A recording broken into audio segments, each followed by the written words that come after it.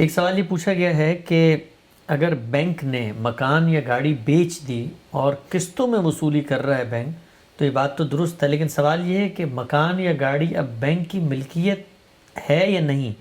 اگر ملکیت نہیں ہے تو پھر وہ کرایہ کس چیز کا لے رہا ہے؟ یہ دیکھیے، یہ ہے اصل میں وہ یونانی منطق جس کو بدقسمتی سے ہم نے معاملات میں بھی اختیار کر لیا.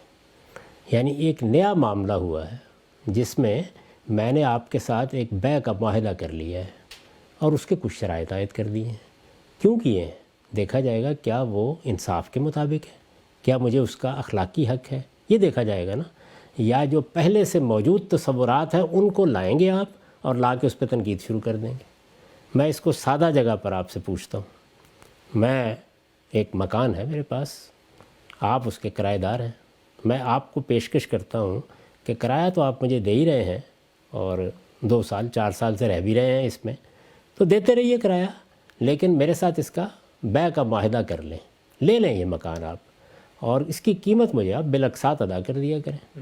اب ظاہر ہے کہ میں نے بیچ بھی دیا ہے اور آپ نے بھی قیمت بھی مجھے ادا نہیں کی، تو یہ ایک صورت پیش آ گئی نا. تو اس صورت کے اندر جو میں آپ سے تقاضا کر رہا ہوں یا آپ مجھ سے تقاضا کر رہے ہیں منصفانہ ہونا چاہیے، یا اب پہلے یہ طے کیا جائے گا کہ مکان میرا ہے یا آپ کا ہے. مکان آپ کا اس وقت ہوگا جب آپ پوری قیمت ادا کر دیں گے، اور جب میں نے بیع کر لی ہے تو یہ اس طرح میرا بھی نہیں رہا. تو اس طرح کے معاملات کو آپ پہلے سے رائج صورتوں میں نہیں دیکھتے، بلکہ یہ دیکھتے ہیں کہ یہ معاملہ ٹھیک ہوا ہے، منصفانہ ہوا ہے. مجھے بتائیں یہ کہ اس میں کیا اعتراض ہے، علم و عقل کی روش اعتراض کریں. یعنی یہ تو منطق ہوئی نا. آپ مجھے بتائیں کہ آپ کی عقل، آپ کا علم کیا کہتا ہے کہ میں نے ایک مالک مکان کی حیثیت سے آپ کو یہ سہولت دے دی کہ آپ مجھے کرایہ بھی دیتے رہیں، وہ تو آپ پہلے دے ہی رہے تھے، اور اس کے ساتھ مکان مجھ سے خرید لیں. اور ہماری فقہ میں کہا جاتا ہے کہ ایک معاملے میں 2 شرائط جمع نہیں کی جا سکتی بیع کے معاملے. اس طرح کی جتنی چیزیں فقہ میں کہی جاتی ہیں وہ کس اصول کو پیش نظر رکھ کہی جاتی ہیں؟ یہ کہ کہیں ضرر نہ ہو جائے، کہیں دوسرے کو نقصان نہ ہو جائے، کہیں کسی کو کوئی دھوکہ نہ ہو جائے، کہیں کوئی نزاع نہ ہو جائے. یہاں کیا نزاع ہے، کیا دھوکہ ہے، کیا فریب ہے؟ یعنی کل کو 2 لوگ لڑ پڑیں، عام حالات میں ایسا ہو سکتا ہے نا. ایک آدمی یہ کہے کہ میں نے بیچا تھا، دوسرا کہے نہیں بیچا تھا، ایک کہے میں کرایہ دے رہا ہوں نہیں دے رہا، تو میں بھی روکوں گا نا اس سے.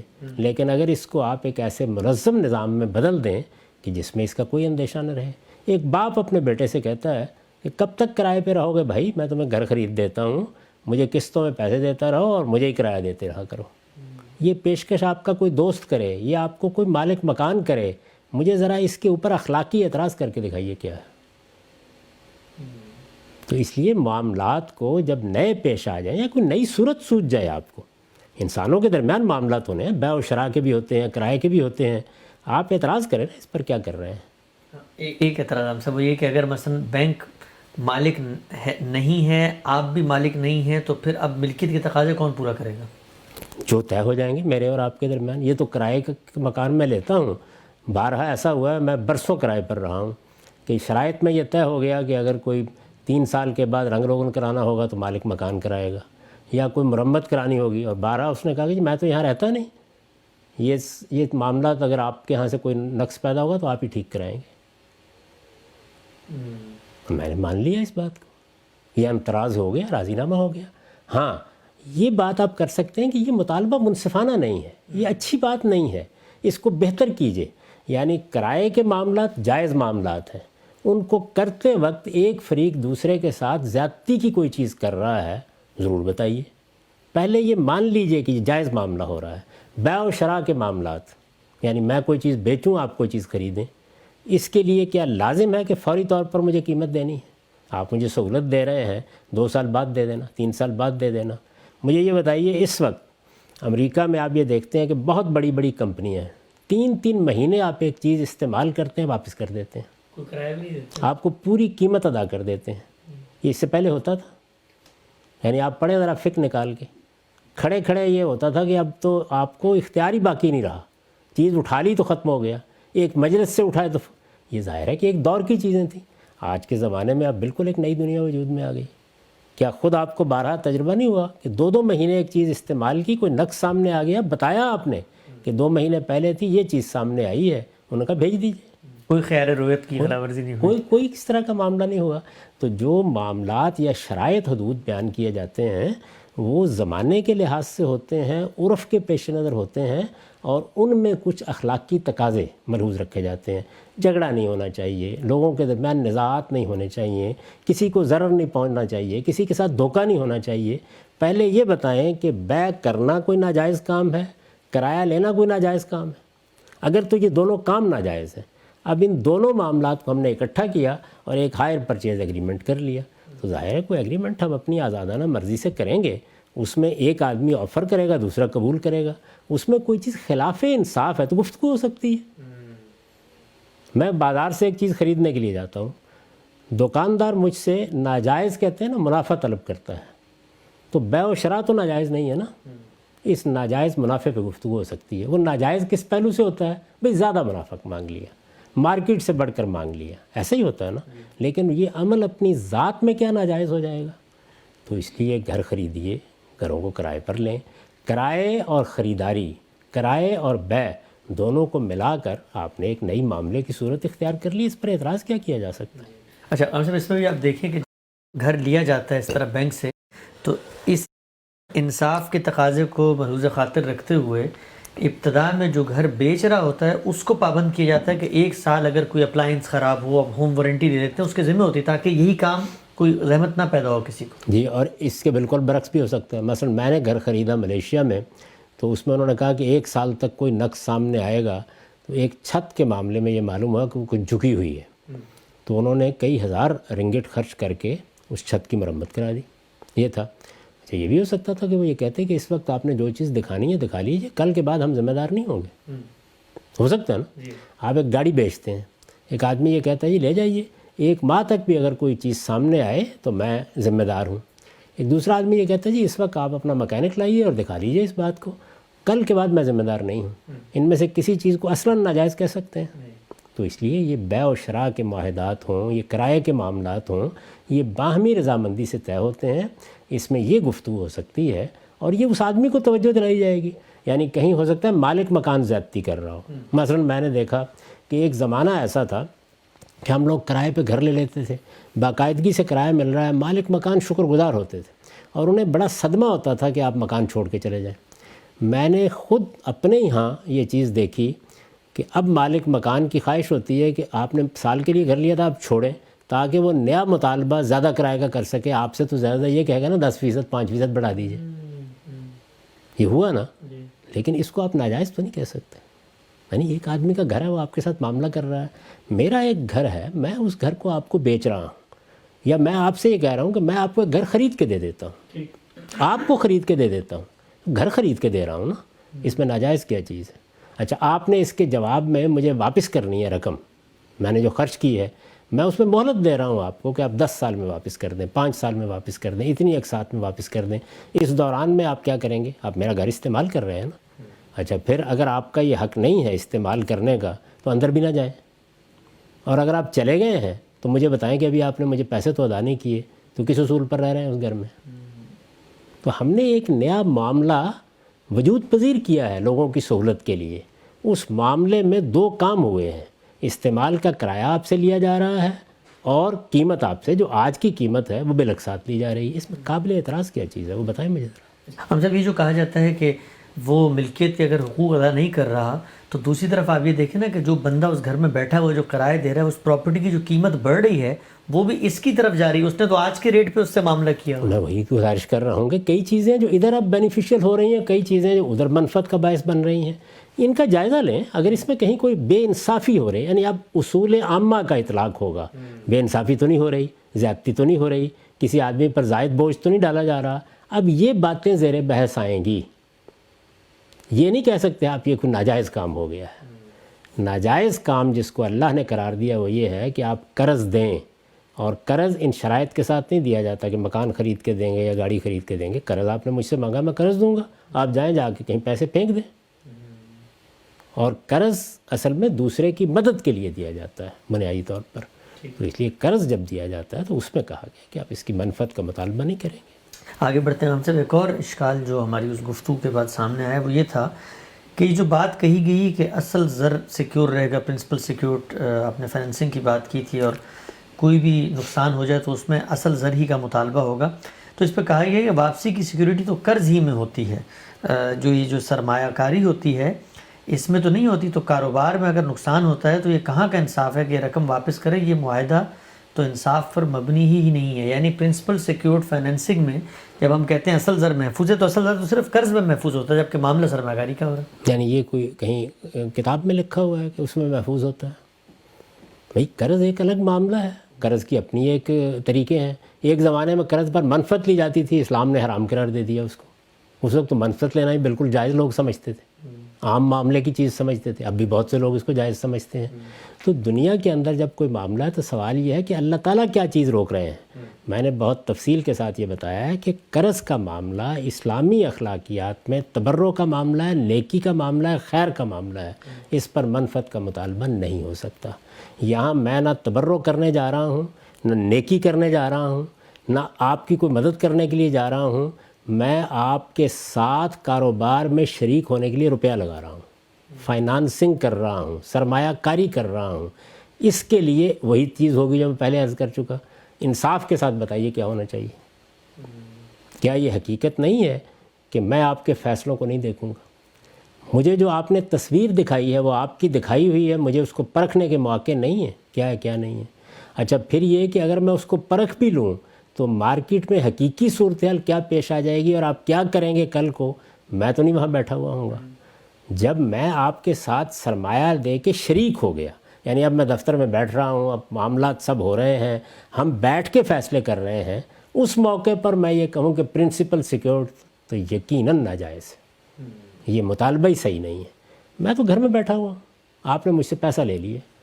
اب میں آپ سے یہ کہتا ہوں کہ آپ کو ہر حال میں یہ میرا پیسہ تو واپس کرنا ہے. میں یہ سہولت آپ کو فراہم کر رہا ہوں کہ آپ اس پیسے کو لگا لیں. آپ یہ سہولت مجھے فراہم کر رہے ہیں کہ جب آپ کو نفع ہوگا تو اس کا حصہ مجھے دے دیجیے گا. اس کے لیے دونوں طریقے بالکل جائز ہیں. یعنی میں نے ایک عمومی تخمینہ لگا کے تقریبی نفع طے کر لیا یا حقیقی نفع طے کر لیا. تو انسانوں کو آپ کس طرح اس بات کا مکلف کرتے ہیں کہ وہ سرمایہ کاری کریں، نہ فیصلوں میں شریک ہوں، نہ صورتحال کو جانیں، نہ مارکیٹ کو سمجھیں. میں نے آپ کو بتایا ہے کہ ہمارے فقہا نے ہمیشہ یہ تعلیم دی کہ زمانے کا عرف تبدیل ہو جائے تو اپنی صورتحال تبدیل کیجیے. ہم نے اپنی آنکھوں کے ساتھ دیکھ لیا کہ لوگوں سے روپیہ لیا جاتا ہے اور اس کے بعد آپ ہاتھ جاڑ کے دکھا دیتے ہیں. کتنی کمپنیاں قائم ہوئیں، 20%، 30%، 25% منافع، لوگ بیچارے 50,000، 10,000 کہیں کمایا ہوا، کہیں سے لایا ہوا دے دیا آپ کو، اس کے بعد آپ نے بتا دیا کہ نقصان ہو گیا ہے. اب ہمارے پاس کون سے ذرائع ہیں کہ جا کر یہ دیکھیں نقصان کیسے ہوا ہے، کس طریقے سے ہوا ہے. تو سرمایہ کاری کے معاملات بھی جو ہمارے ہاں صورتحال بن گئی ہے، لوگوں کی جو اخلاقیات ہے اس کو سامنے رکھ کر انصاف کے تقاضوں کے مطابق طے کیے جائیں گے. تو میرے نزدیک تو پرنسپل سیکیورڈ فائنانسنگ ہی انصاف ہے. اگر یہ نہیں کیا جائے گا تو ایک فریق کے ساتھ جو ہزاروں کی تعداد میں ہے بے انصافی ہوتی چلی جائے گی. اور ہم سب اس میں جو یہ کہا جاتا ہے کہ نقصان ہو گیا اور پھر بھی آپ اصل زر لے رہے ہیں تو یہ اس بندے کی حق تلفی ہے. تو ان معاملات میں بھی دنیا بھر میں قانون سازی ہوئی ہے کہ اگر حقیقی نقصان ہو گیا تو وہ بینکرپسی فائل کرتا ہے، ریاست اس میں مدد کرتی ہے، بینک اپنا لون چھوڑ دیتے ہیں. تو ایسا نہیں ہے کہ اگر حقیقی نقصان ہو جائے تو وہ شخص بھی گویا آپ اس کے اوپر ظلم کر رہے ہیں جو کہ قرض پہ سود لے کے معاملے میں کر رہے ہوتے ہیں. جی بالکل ایسے ہی. میں آپ کو اس کی مثال دیتا ہوں. میرے جلیل القدر استاذ امام امین حسن اصلاحی جب اپنے گاؤں گئے اور انہوں نے ایک لمبا عرصہ پھر اسی گاؤں میں گزارا ہے، تو وہاں ان کی اہلیہ کے باغات تھے جن کے معاملات تھے. اب ظاہر ہے کہ ہماری فقہ میں یہ لکھا ہوا ہے کہ جب تک باغ میں پھل پک نہیں جائے گا آپ اسے بیچ نہیں سکتے. یعنی وہ معدوم کی بے ہے نا، ایک چیز وجود ہی میں نہیں آئی ابھی. تو یہ کیوں یہ اصول بنایا گیا تھا، کیوں قاعدہ بنایا گیا تھا؟ یہ بھی ظاہر ہے اس چیز کا لحاظ کر کے بنایا گیا تھا کہ کوئی ایسی صورتحال نہ پیدا ہو جائے کہ پھل ہی نہیں آیا، کوئی آفت آ گئی، کوئی اس طرح کا معاملہ ہوا اور آپ نے اس کو خرید لیا ہے. تو ایک فریق کو نقصان سے بچانے کے لیے کہ ضرر کہیں ایک ہی طرف نہ آ جائے، جو لا ضرر لا ضرار کا اصول تھا اس کو سامنے رکھ کر یہ بتایا گیا. وہ وہاں گئے، انہوں نے جا کے اسی اصول کا اطلاق کر ڈالا. تو اب وہ لوگ آ گئے بیچارے جو باغ خریدتے تھے، انہوں نے کہا جی ہم نے تو بڑی دور سے آنا ہے، یہاں کوئی جگی ڈالنی ہے آ کے، اس کے بعد بہت سے اقدامات کرنے ہیں، آگے مارکیٹ سے معاملہ کرنا ہے، آپ آج نہیں بیچیں گے، ہمیں اس وقت ہم آئیں آپ سے خریدنے کے لیے یہ تو ممکن ہی نہیں ہے ہمارے لیے. الٹی بات ہے. اچھا جو یعنی اب دیکھیے کہ جو خریدار ہے وہ اپنا مسئلہ پیش کر رہا ہے, تو انہوں نے بہت غور کرنے کے بعد یہ کہا کہ اچھی بات ہے میں تمہیں بیچ دیتا ہوں, لیکن اگر 3 سال تک مسلسل نقصان ہوا, پہلی بات تو یہ ہے کہ 1 سال کے لیے 3 سال کے لیے بیچ دیتا ہوں, اس میں یہ ہے کہ اونچ نیچ ہوگی تو خود بخود ایک تقریبی طریقے سے درست ہو جائے گی, اور میں تمہیں بیچ دیتا ہوں. اگر 1 ثلث سے زیادہ نقصان ہو گیا تمہارا تو میں شریک ہو جاؤں گا نقصان میں. اب دیکھیے ایک بالکل نئی صورتحال میں نئے طریقے سے ایک معاملہ کر لیا گیا. تو یہ جتنی چیزیں اس طرح کی آپ کو سنائی جاتی ہیں یہ اصل میں عرفی معاملات ہیں, اور جتنے بھی اس طرح کے معاملات ہیں, بیع و شراء کر رہے ہیں, کرائے کا کوئی معاملہ کر رہے ہیں, آپ اسی طریقے سے فائنانسنگ کر رہے ہیں, ان میں حالات دیکھ کر, لوگوں کے مزاج کو دیکھ کر, عرف کو دیکھ کر, پیش آنے والی مجبوریوں کو دیکھ کر انصاف کے فیصلے کیے جائیں گے. آپ ہر چیز کو جہاں پر میں یہ مطالبہ کر دوں کہ بھائی میں یہ آپ سے ضمانت چاہتا ہوں اس بات کی, آپ کہیں یہ قرض ہو گیا ہے, قرض بالکل ایک اور چیز ہے, اور فائنانسنگ اور سرمایہ کاری بالکل ایک اور چیز ہے. اور سرمایہ کاری اور فائنانسنگ کے قاعدے ضابطے حالات کے لحاظ سے طے ہوں گے. انصاف کے اصول پر آپ تنقید کر سکتے ہیں, پورا حق آپ کو کریں.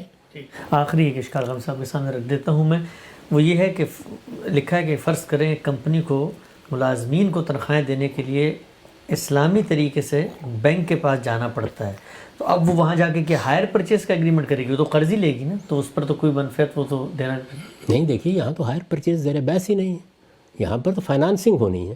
تو اب یا وہ قرض دیں گے تو جیسے آپ کا کریڈٹ کارڈ ہے, یعنی ایک چھوٹی مدت کا قرض آپ کو مل گیا. کیوں ملے گا؟ اس لیے کہ آپ پہلے سے وہاں اکاؤنٹ رکھتے ہیں, بینک آپ کے بہت سی چیزوں سے فائدہ اٹھا رہا ہے. کریڈٹ کارڈ بھی کیوں دیتا ہے آپ کو؟ اسی لیے دیتا ہے نا, تاکہ آپ وہاں پر روپیہ رکھیں اور اس روپے کو وہ استعمال کر سکیں. جب آپ کا روپیہ وہاں رہتا ہے, معاملات ٹھیک چل رہے ہوتے ہیں, تو وہ آپ کو کریڈٹ کارڈ دے دیتا ہے. تو یا تو بینک قرض دے دے گا تو پھر وہی اصول ہوں گے. یعنی اس میں وہ عدم ادائیگی پر جرمانہ تو کر سکتا ہے, لیکن مقررہ مدت میں آپ اگر ادا کر دیتے ہیں, مہینے کے لیے دے دیتا ہے. تنخواہیں دینی تھی 1 مہینے کے لیے دے دیا, 2 ماہ کے لیے دے دیا. اگر وہ یہ سمجھتا ہے کہ زیادہ دیر تک واپسی نہیں ہو سکتی تو فائنانسنگ کریں, اور فائنانسنگ کے وہی اصول ہوں گے. یعنی شارٹ ٹرم فائنانسنگ بھی ہو سکتی ہے, اس کے بھی قاعدے طے ہوں. 6 ماہ کے لیے ہم نے کر دیا فائنانس, اچھا یہ جو ہے یہ روپیہ جو دیا گیا ہے یہ پرنسپل سیکیورڈ ہے, اور منفعت ہم آپ سے اس اصول پر لے لیں گے. تو جو وہ قاعدہ آپ کو بتایا گیا وہ بنیادی طور پر یہ ہے کہ میں سرمایہ کاری کر رہا ہوں یا میں قرض دے رہا ہوں. اگر میں قرض دے رہا ہوں تو 1 پیسے کی منفعت نہیں ہوگی, اور اگر میں سرمایہ کاری کر رہا ہوں تو سرمایہ کاری کے کوئی لگے بندے اصول طے نہیں ہے, صرف انصاف کا قاعدہ ہے جس کا اس کے اوپر اطلاق ہوگا. اور وہ انصاف کے قاعدے کے مطابق آپ چیزوں کے اوپر گفتگو کر سکتے ہیں. میں اس کو بالکل انصاف سمجھتا ہوں کہ پرنسپل سیکیورڈ سرمایہ کاری کی جائے. کیوں؟ اس کی دلیل یہ ہے کہ نہ میں فیصلوں میں شریک ہوں, نہ مجھے پتہ ہے آپ میرے ساتھ کیا کریں گے, نہ میں روز آ کے دیکھ سکتا ہوں کہ آپ نے یہ فیصلے کس طرح کیے ہیں. میں نے لاکھوں روپے لوگوں کے ایک زمانے میں جب لاکھوں کی بڑی قیمت تھی, باہر سے کما کے آئے ہیں, بالکل ضائع ہوتے دیکھے, 1 پیسہ واپس نہیں ملا. کسی نے کہا میں فلاں جگہ لگا رہا ہوں, کسی نے کہا میں فلاں جگہ لگا رہا ہوں. ہمارے ہاں لوگوں کی جو سیرت و کردار ہے اس سے بھی آپ واقف ہیں.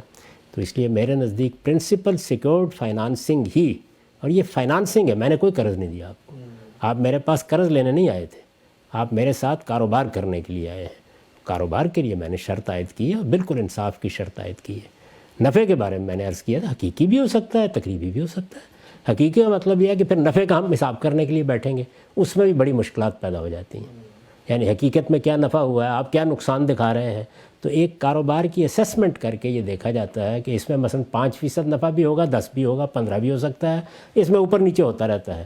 تو آپ اس میں کم پہ راضی ہو جاتے ہیں اور یہ کہتے ہیں کہ چلیے مجھے اتنا دے دیجئے, یہ تقریبی نفع ہے.